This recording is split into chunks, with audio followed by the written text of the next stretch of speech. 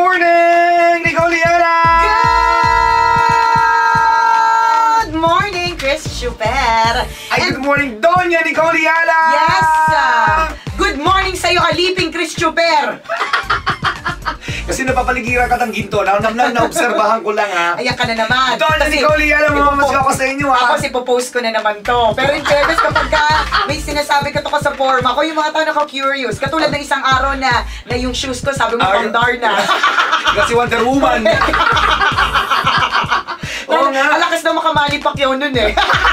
Dahil doon niya ako't marami akong mga ginto-ginto sa katawan na. Aliping Chris Chuper! Aliping Chris Chuper, ngud-ngudin mo ang ingrown ko. Ang dami good sa katawan pero may ingrown. Ang saklap. Uy, ano lang yan? Accessory, baka kalain na. Mamaya mangutang sila. Si Nicoliana, parang ano galing Saudi. Parang galing Egypt. Parang Mura galing ka ng pyramid. Galing Dubai. Ay, naku, nakakalurkey.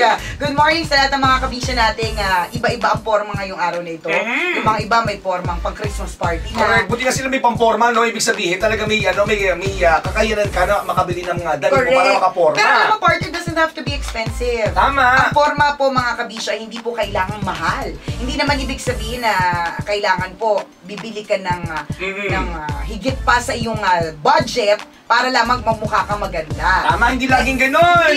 Kasi meron po kung marunong ka lang maghanap, correct, kung marunong ka lang maghagilap. Alam mo, partner, meron akong kaibigan, sobrang galing niya sa ukay. Okay. As in, kapag halimbawa, ganitong oras, halimbawa, 9:05. May ganun sabihin namin tao, sa Baguio, partner, 9:05. O, kita-kits tayo ng 11, ha? Sa 11, dito tayo kakain sa may Burnham Park. Ganyan. Malakas ang tambalan dyan, partner. Sabi niya, by 11, doon tayo magla-lunch. Pagdating ng 11, partner, pag nagkita-kita kami, ako makuha ko mga dalawang jacket, ganyan. Mga pinilit pa kasi hindi ko naman, mga gagamitin mo na sa Baguio. Diba? Pag mo na Manila, wala na sa cabinet na siya. Pero siya, partner, as in. Tapos tatanungin mo sa kanya kung magkano na nagastos niya, 800. Halimbawa, 800 na nagastos niya, pero ang dami niya nakuha ng mga, ang galing niya maghanap. Alam mo, ganun talaga tao, no? Tapos, bukod sa kakaiba, yung babagi sa kanya, hindi lang pang Baguio. Correct, yung mga pagagamit niya talaga sa office. Ang galing niya magkalkal sa halagang 800 pesos na may mga ganun talagang madiskarte. Kasi sa mga ukay-ukay pa naman, ang daming naliligaw dyan kasi ng mga branded na correct, tama. Tsaka sa ukay, partner, ang daming kakaiba. Correct. Diba? Kakaibang amoy. Kakaibang kate pag hindi mo winashing. Di ba ganun talaga, alam nila kung anong oras babagsak yung mga delivery. Tama. Diba? At ano yung mga kung saang bansa galing yung mga damit nila. May ganun, galing mag-research. Isipin mo, so napaka-social itong tao na to. Correct. Pero hindi mo malalaman until sabihin niya sa'yo na ang mga damit niya galing sa ukay-ukay. Tama. Diba? Diba? May mga ganun kasi hindi naman kailangan maging mahal ang forma. Correct. Para sabihing maganda. Minsan nasa tamang diskarte yan. Tsaka minsan yung mga iba, kahit mamahalin yung forma nila, hindi halata. Kasi hindi sila maganda. Dinadaanan na sila sa mahal. Tama. Kasi totoo lang, wala. Kasi tinatry nilang pagtakpan na hindi talaga sila masyado maganda. May pagkatsaka. Pero wag kayo, mga simple lang. Diba? Lumalakas yung ganda eh. Iba-iba po talaga tayo ng definisyon ng fashion. Diba? Ito yan. Pero so long as you are comfortable with what you are wearing. Correct. Basta importante yun. Komportable ka and you feel confident with what you wear. Tama. Diba? Yun na. Yan na yung piliin mong forma. Hindi mo naman kailangang ipilit na mag-dangkal shorts porque ito. Kung hindi ka naman komportable kasi feeling mo nag-ubi-ubi na yung singit mo. Hindi lang yung parte. Bukod sa nag-uubi-ubi. Diba? Bukod sa, ay ano ba yan? Ang dilim. Ano ba yan? Yung singit mo parang rainy season. Makulimlim. Bukod sa ubi-ubi, partner, hindi yung mga iba, hindi naman sila komportable kasi parang ang hangin, okay, parang kinakain. Ang chikip kasi, di ba? So, hindi ka comfortable. Tama.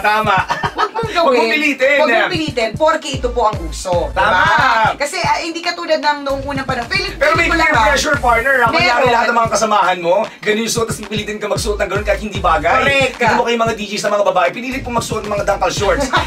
Pagdating kay Rakitera, mukhang puruntong.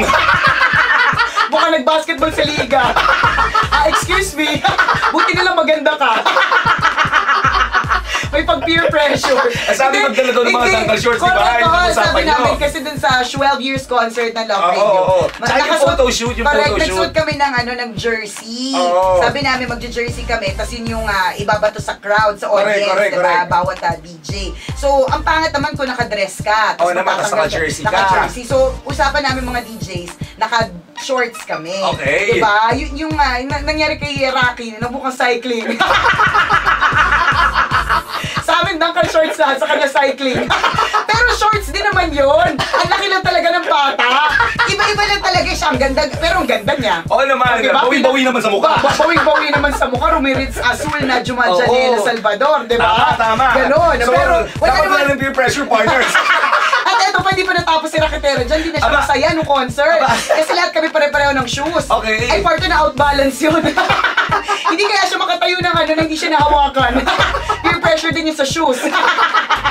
Minsan may pag-peer pressure kahit hindi ka komportable. Pero kasi yung sa amin naman, partner, ano naman kami, DJ naman kami. So may rason, di ba? Pero yung pang-araw-araw. Pang-araw-araw, tapos para lang maki-join. Tama. Diba? Huwag po natin ipilit kung hindi naman po tayo komportable. Ang pinaka-importante sa lahat, you are comfortable and you are confident with what you are wearing. Kasi kung wala po yung dalawang C na yan, huwag mo nang suotin. Correct. Gaya nung last time photoshoot natin, pinagsuot tayo na parang XB Jensen. Yung mga lalaki naman to, suot nyo to, ganyan, uso to ngayon. Feeling namin sasayaw kami.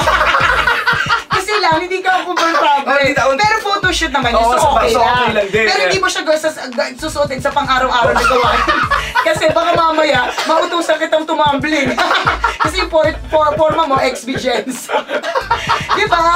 So, hindi mo porke uso, gagayahin mo. Kasi kaya sinabi sa'yo ng kasamahan mo, gagawin mo na rin. Correct, diba? Kasi mahirap ipilit. Tsaka, dyan din parte lumalabas yung ang daming problema kaakibat yan kapag pinilit mong sumabay. Kasi magiging ending yan ay, kailangan pala pare-pareho kami ng barkada. So, ibig sabihin nun, extra pera kailangan ilibas ng nanay ko para makakita ng ganito. Isa pa yun. Kunyari, di ba, nung unang panahon na talagang usong-usang ka ngayon, nauso naman yung Habayanas, partner. Ang lakas maka-peer pressure niya, partner, mahal ng tsinelas, di ba? Kapag lumabas kayo magkakaibigan na sila nakakabayanas, ikaw lang ang hindi. Correct, di ba? Ikaw talaga yung hawakan kapag iba yung brand mo, di ba? O kaya kapag fake, Hawayanas,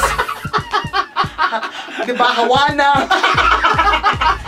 Diba? So, mapapressure ka may feeling na outcast ka minsan, kaya magpipilitan ka rin bumili. Ang problema dito, yung nanay mo, yung tatay mo, sapat na nga lang yung kinikita, diba? Kailangan mo pa i-pressure dahil sa kapritsyo mo, diba?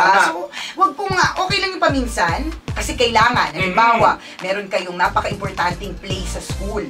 Tapos, ganito yung lahat ng suot ng mga princess, diba? Dapat pare-pareho kayo ng glass slippers, kunyari. Ayos lang yun kasi para sa school play, malaking event. Pero kung pang-araw-araw, nanood tayo sine, lahat tayo pare-parehas ng tsinelas, tapos wala ka namang pambili. Huwag mo nakilitin. Tumahimik ka. Sa bahay, maghugas ka ng pinggan. Na may pakinabang ka.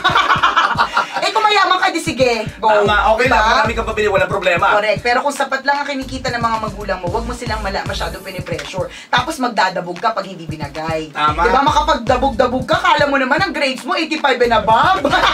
Diba? Pag ginarte ka na ganyan, kala mo bumabagay lahat sa'yo, sinusuot mo. Kaya nga.